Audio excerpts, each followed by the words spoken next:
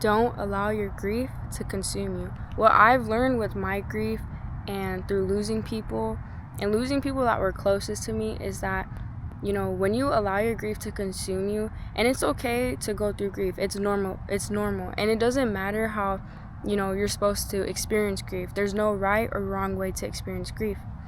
And what I've learned within my journey and myself is that if I never went through my grief, I would not be who I am today at all. I wouldn't even be making this video at all. And it's crazy to say that, the people that were closest to me not had to die, but like if they didn't die, I wouldn't be who I am. And it's because like going through that grief really changed me, and it really, destroyed the person I was. It made me look at myself very deeply and who I am, or who I was. And within your grief, I know that when that person first dies, it consumes you so much.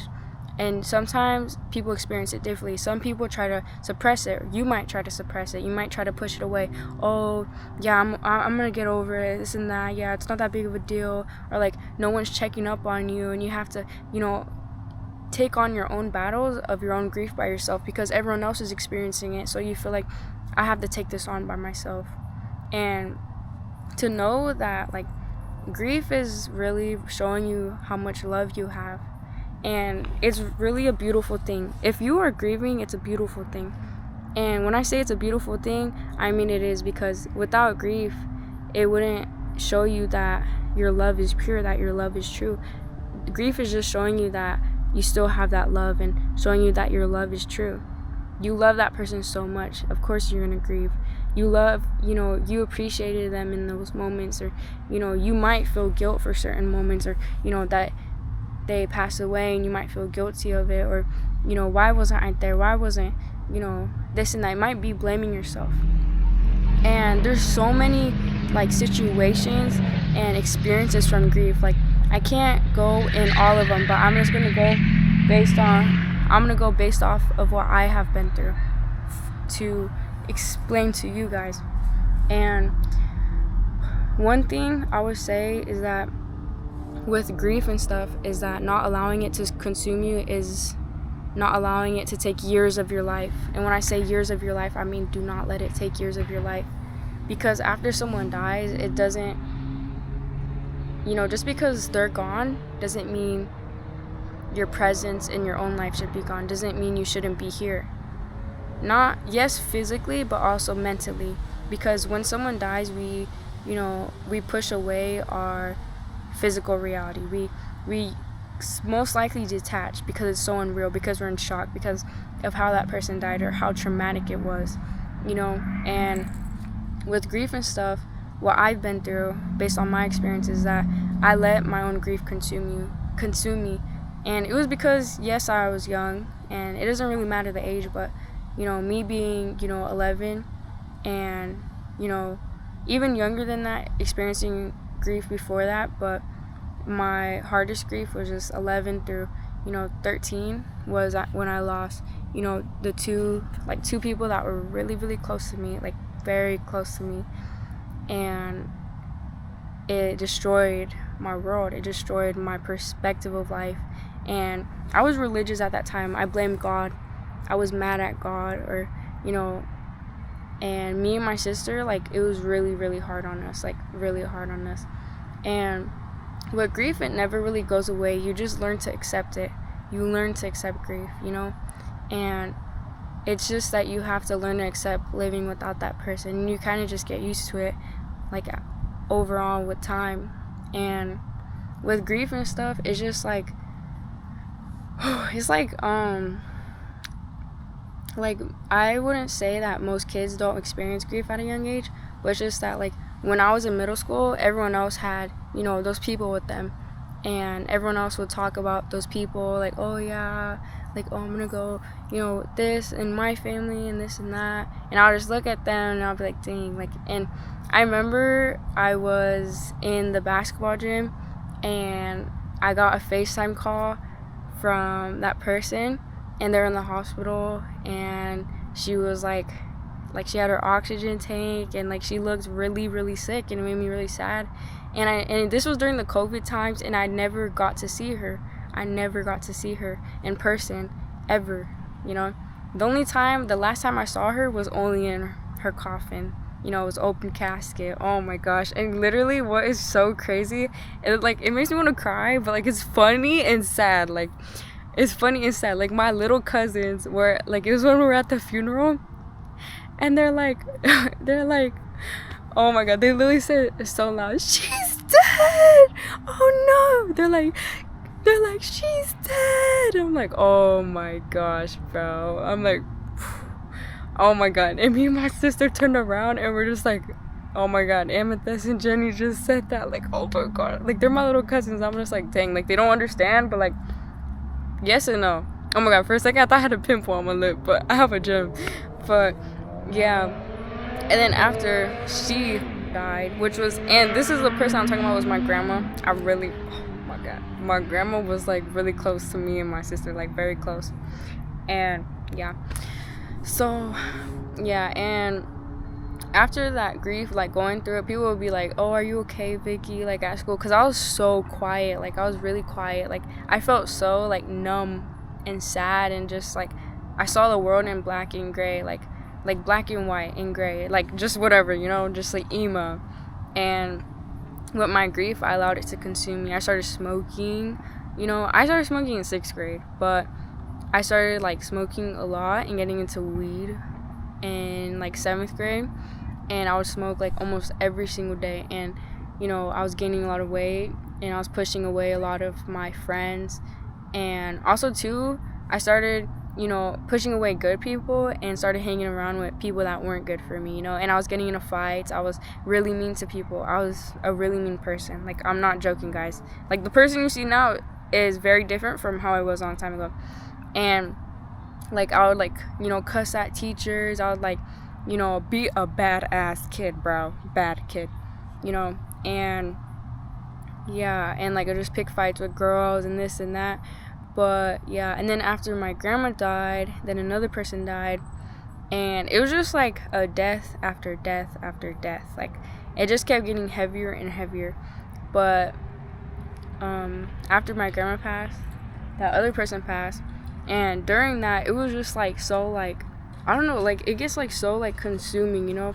And when it gets so consuming, like it doesn't allow you to be present, you know. Like you're not allowed, like you don't allow yourself to be present in the moment when you're consumed by grief, you know. And it's because like when you lose people that are like close to you, it really makes you feel so empty, you know. And it's just like those people were in your day-to-day, those people were in your daily life, and like they're just gone, you know. Like the people that you see every single day, they're just gone, you know. And it's just like a second, just like boom, like a click, you know. And after that, like after that other death, it happened at the end of 7th grade. So it was like 6 months after my grandma died, and I was just like, ooh, like it just got worse. I was just like, ooh, it got worse. And then like I just started like smoking more and like getting more into depression and like losing myself more. And this is when I started losing my identity, like sense of self and stuff. And this is like when my spiritual awakening happened. So it happened in like 2023, I would say. 2023 was when I fully realized what I was going through. When I was 11 years old, when my grandma died, I started seeing angel numbers, and I started like, I don't know, seeing life a little bit differently, but not as differently, you know. And it fully clicked for me when I was in 8th grade. So it was like a couple months after that other person died. And you know, during that, like I just started having an identity crisis, or like I stopped being friends with everybody. I started going really, you know, enclosed with myself and very in my solitude and stuff. And I'm not trying to give my whole story, my whole life story or nothing, but that's for another video. I'm not trying to get off topic, but I should do a video on my spiritual awakening, so that'll be on another topic. But yeah, with grief, I just allowed it to consume me, and I just kept going deeper and deeper in the hole. Just, you know, it just kept getting worse and worse. And I had so much rage, I had so much hate, I had so much envy for the world. Every single person, I was so angry, I was so sad, you know. And especially with religion, I blamed God, or I blamed, whatever, what I used to believe in, and like me now, it's just like crazy that like if I didn't go through what I went through, I wouldn't be where I am today, and it's just the way like those people died was just like really like heartbreaking for me. It's just like, why, like, and yeah, but yeah, and it's just like, I don't know, me now, I do miss them, of course you miss the people that you lose, but it comes to a point where, it's just like, if you let it consume you every single day, it's not, you're not really present in your life. You're not allowing yourself to live, and it's not like, oh yeah, like the past is gone already, they're gone already, but why do you think it's okay for you to suffer presently because they're gone? Do you think they would want that for you? No. I know my grandma would not want that for me. I know, like the people that I lost wouldn't want that for me. And it shows a lot of strength of you, proving others wrong, proving that, you're stronger than this, and using your grief as support, using your grief as strength, using your grief as, knowledge and courage, and, allowing it to help you grow and evolve instead of allowing it to consume you.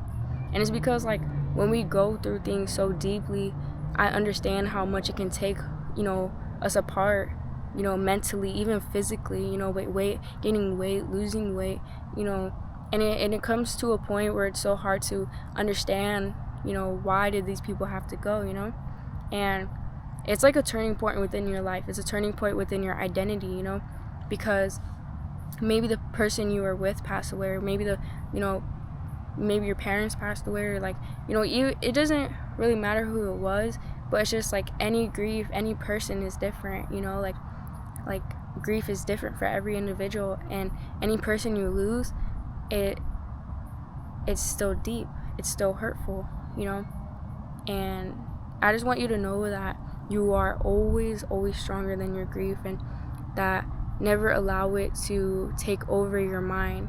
And grief can become a cage. It can become like a cloud within your mind, and it's just like you're always thinking about that person 24/7. I used to always think about the people that I lost 24/7. Every time I was at school, every time I was at home, every time I ate, I couldn't even eat because I felt so, like hurt and so sad because I lost them. And I was just like realizing that they're not truly lost, but they're still here.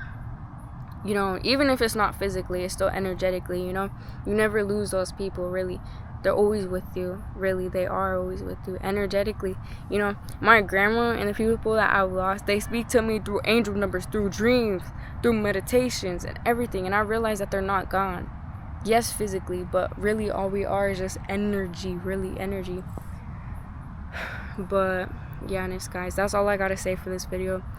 And yeah, this is like, I feel like I didn't talk that much, but I did. And also too, it's like getting out my comfort zone and allowing myself to be more confident when I speak and when I make my videos, But yeah, guys, so yeah, that's all for today, and I hope you guys have an amazing chitlin day and beautiful day, and I love you so much, Reflection. I love you, my chitlin, and I hope and I know that you're gonna get through this grief, because it does not create you. Your grief does not create you, but helps you evolve, And I started to realize that my grief doesn't create me.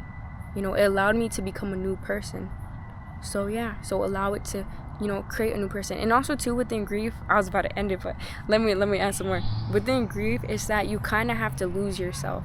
And it's just like, almost in every person that experiences grief most likely loses who they are. You have to lose yourself, and then you get a new version of yourself. You evolve into a new version of yourself, more happier, and it's the self of just accepting. You accept the death, you accept that they're gone, but you're still living life, you're still experiencing things without them, And yes, it's hard, but it's also realizing and acknowledging that in acceptance is love. Love is acceptance. But yeah, now I'm gonna end it, guys. But yeah, guys, bye. I love you guys so much, and let me know if you guys want any other videos. Like, I know if people want some on my spiritual awakening, and I was like talking about it a lot earlier, but yeah, just let me know, guys. I love you guys so much. Also, new character unlocked, so yeah.